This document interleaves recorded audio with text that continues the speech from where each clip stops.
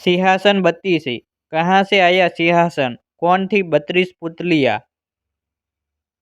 प्राचीन समय की बात है। उज्जैन में राजा भोज राज्य करते थे। वह बड़े दानी और धर्मात्मा थे।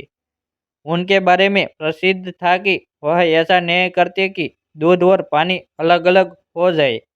नगरी में एक किसान का एक खेत था, जिसमें उसने कई साग सब्जी लगा रखी थी। एक बार की बात है कि खेत में बड़ी अच्छी फसल हुई। पूरी जमीन पर तो खूब तरकारियां आई, लेकिन खेत के बीचों बीच थोड़ी सी जमीन खाली रह गई।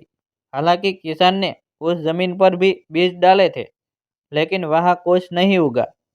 किसान ने वहां खेत की रखवाली के लिए एक मचान बना लिया। जब भी किसान मचान पर चढ़ता, अपने आप चिल्लाने लगता, कोई है? राजा भोज को पकड़ लाओ और सजा दो। मेरा राज्य उससे ले लो। जाओ, जल्दी जाओ।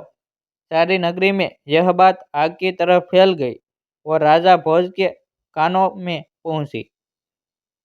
राजा ने कहा, मुझे उस खेत पर ले चलो।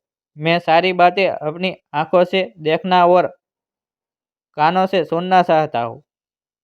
राजा भोज जब उस जगह पहुंचे तो उन्होंने भी वही देखा कि किसान मसान पर खड़ा है और कह रहा है, राजा भोज को फौरन पकड़ लाओ और मेरा राज्य उससे ले लो। यह सुनकर राजा चिंतित हो गए। चुपचाप महल में लौट आए। उन्हें रात भर नींद नहीं आई। सवेरा होते ही उन्होंने राज्य के ज्योतिषियों और जानकार पंडितों को इकट्ठा किया। उन्होंने अपने गोपनीय विद्या से पता लगाया कि उस मसान के नीचे कुछ छिपा है। राजा ने उसी समय आज्ञा दी कि उस जगह को खुदवाया जाए।